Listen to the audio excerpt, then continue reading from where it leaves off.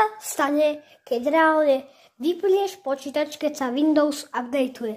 Čiže tu je iba jeden smer, ako sa na to pozrieť. Čiže ideme na to. Dobre, čiže aktualizuje sa mi počítač. No. A ja zatiaľ počkám trochu. 1% a ja to dám do polky.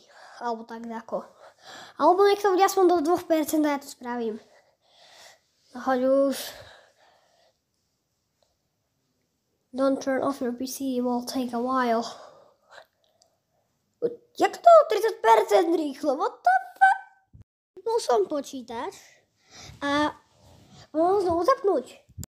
Dobre, po zapnutí počítača zistíme, že sa nám to dalo do we couldn't have made this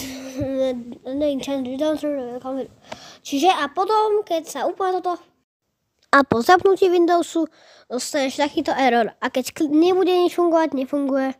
Toto proste nefunguje, nič nefunguje. Keď to tvoj počítač v limbo a teraz musíš potrebovať iba reštartovať počítač a celý počítač reštartovať na novo. Teda nainštalovať na novo. OK, tak už vieme, čo je. Čiže ľudia už vieme, čo sa stane, keď vypne počítač, keď sa aktualizuje. Ale neskúšajte to doma, ale dajte odber.